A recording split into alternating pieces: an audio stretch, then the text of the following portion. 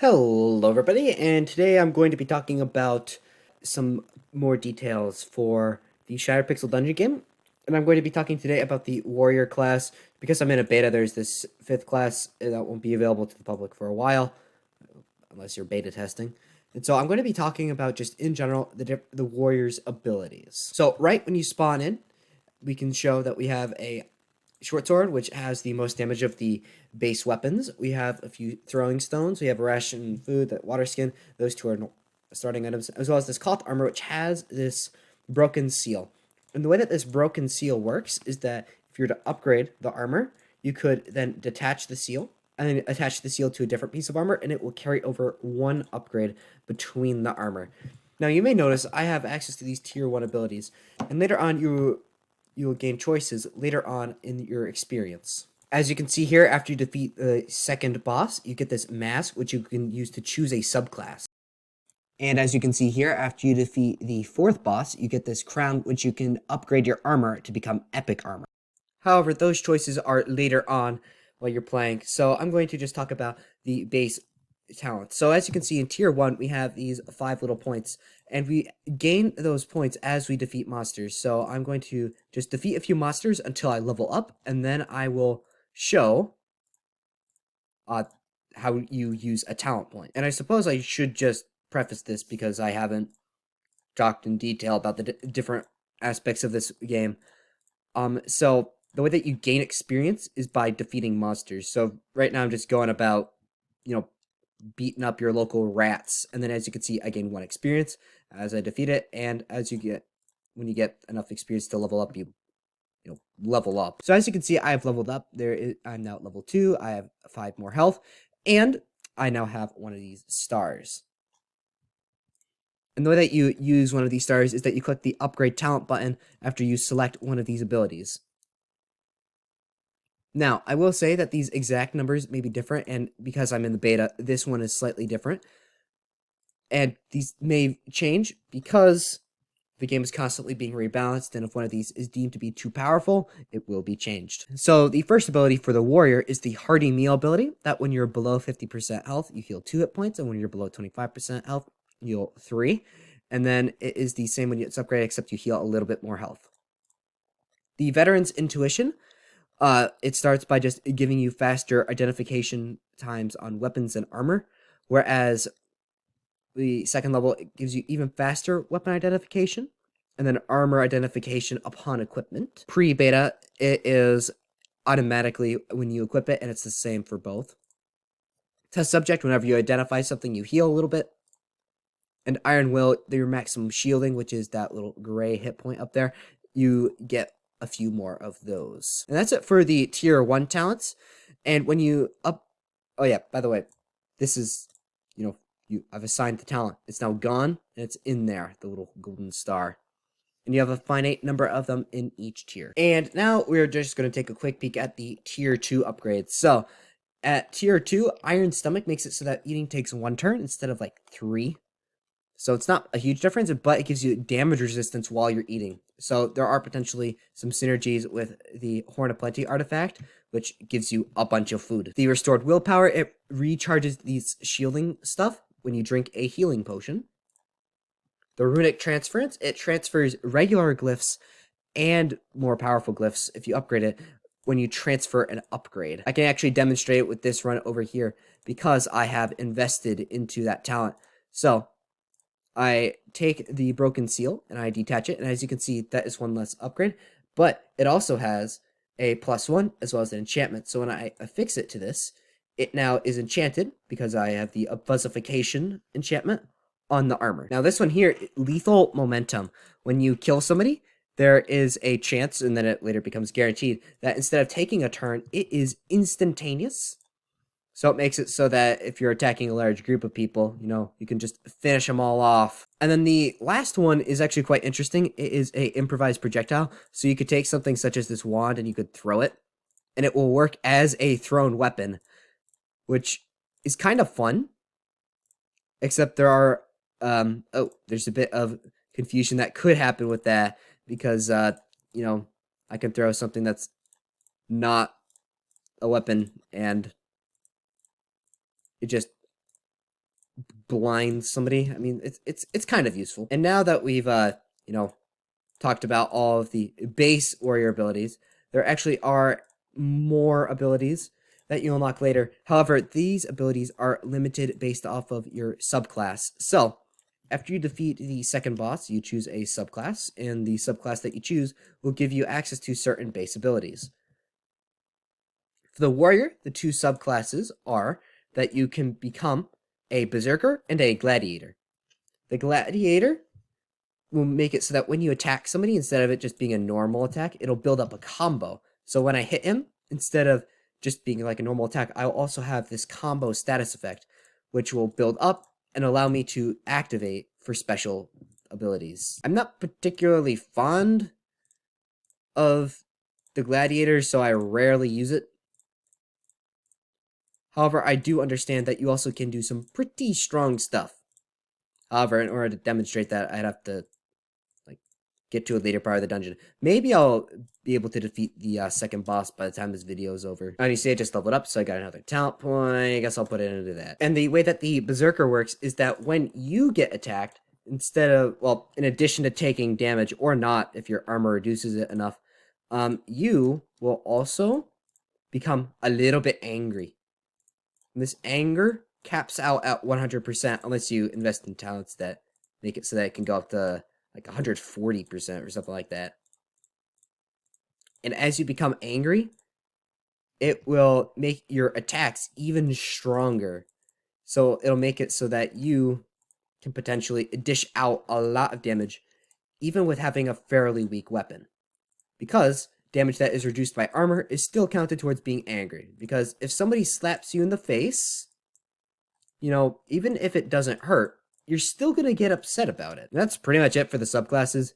The Berserker is pretty good if you happen to have pretty heavy-hitting weapons, whereas the Gladiator is better for finesse weapons, or by finesse weapons, I mean weapons that have a faster attacking speed. I'm talking about things such as the Studded Gloves, which is a starting item, or the Stone Gauntlet, which are very fast weapons, which means that you can use them by attacking twice per turn instead of just once, which for a subclass that is based on getting massive chains of attacks, you kind of want to be able to attack kind of quick. Whereas for the Berserker, you want to have your big numbers be multiplied by like really big numbers. It's kind of self-explanatory there. Well, it turns out that run did not turn out well because I starved to death.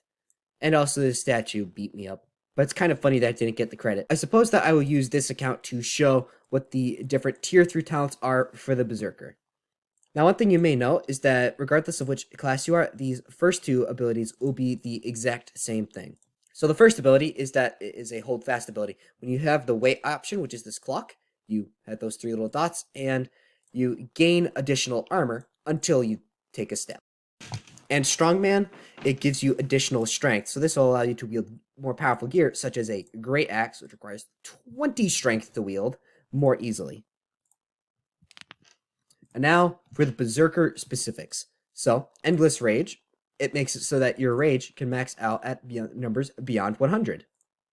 So in this case, I just was in a boss fight. I was just being attacked a lot. And as you can see, my rage is at 126%. Because Berserkers don't count. Endless Fury is an ability that says that if you were about to die, you will trigger this Berserk ability, which you can do when you're over 100% rage. As you can see, I gain a bunch of shielding. It is now plus 50% damage, and it lasts until all the shielding is gone, which I'm going to just sleep. And as you can see, it's now gone, and I am now recovering from being angry. And what this ability says is that it will trigger automatically, which will make it even more effective because the berserking is more effective the lower your health is. Editing Jeb here. So I forgot to mention that when it does trigger automatically instead of you activating it manually, it will require your character to level up a few times before you regain the use of that raging aspect of the game, which makes it so that if your primary damage output is through raging, it's not available anymore. But upgrading the talent makes it so that it takes fewer levels to regain use of the ability. And the Enrage Catalyst makes it so that when you're angry, your weapons are more effective at activating their enchantments. So in this case, I don't have an enchantment on my armor, on my weapon, but I have one on my armor. So the Fuzzification enchantment makes it so that I am more difficult to detect. That's not an active enchantment. But if we were to take this plate armor of metabolism, it will convert hunger into health. So if I were to get hit, there's a chance that I will not be full, but instead heal. And this would make it so that the more angry I am, the more likely that effect is to occur. And the Gladiator also has their specific talents. So makes it so that when they kill somebody, their combo cooldown for the next hit is increased to 15 turns. So that means that they can carry over that combo between multiple enemies. Definitely one you want to max out. A lethal defense. When you kill an enemy with a combo move, you gain a bunch of shielding. And your shielding is based on your armor level. So as you can see, right now I've got 15 shielding at max with the level that my armor is at.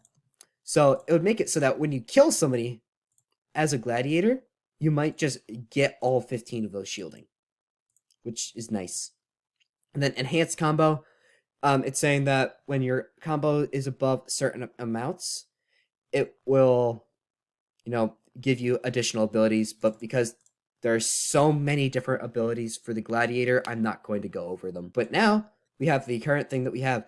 The Dwarf King Crown, when equipped, it gives you the ability to choose one of 3 abilities on your armor. So the Heroic Leap makes it so that you leap from point A to point B, and you will hurt people nearby upon landing, should you choose the Body Slam ability, which makes it so that when you slam, it does 25% of your damage blocking power. So it does 8 to 50, it does 25% of that. Unless you increase it, in which case, it'll do all of that. The Impact Wave makes it so that when you land, people around you are now more vulnerable to being hurt. And Double Jump makes it so that it's cheaper if you jump twice in a row. And Heroic Energy is a base energy bonus that makes it so that the ability costs less. A Shockwave, it creates this massive wave of energy comparable to one of these wands, in which it just blasts somebody. And enemies that are hit by this are crippled, so they can't move as quick, and they take some damage, as well as an additional 1 to 2 damage for every strength you have above 10. So that synergizes quite well with the Strongman ability when you have an increased strength amount. Now, the Expanding Wave makes it so the wave goes out further and covers a wider area. The Striking Wave has a chance to use on-hit effects like an enchantment to combo. So if I were to be a gladiator, I do my effect, everyone in that area is counted as 1 hit towards my combo. Additionally, if my weapon were to be enchanted, but with, say, a fire effect, everyone in that area also has a chance to be lit on fire. And just a base, the Shockwave hurts a bit more, and then also has a 50% chance to stun people, which means that they can't do anything, instead of just crippling them. And then we have the Heroic Energy ability. And the Enduring ability, it skips several turns, but gives you really high damage resistance. So you went for 3 turns, taking half damage at all sources. And then your next hit does a bunch of damage based on how much damage you took. So if I were to endure right now, and then I get hit for 40 damage, I would then be able to deal 20 damage to somebody else after I hit them. This naturally synergizes quite well with the Berserker, because, you want to get hit a little bit, so then you can hit people back super hard. And it also says that if you're a gladiator, it makes it so that your combo lasts a little bit longer. So the Sustained Retribution makes it so that your damage, you deal more of the damage that you were hurt by, as well as over a longer amount of time.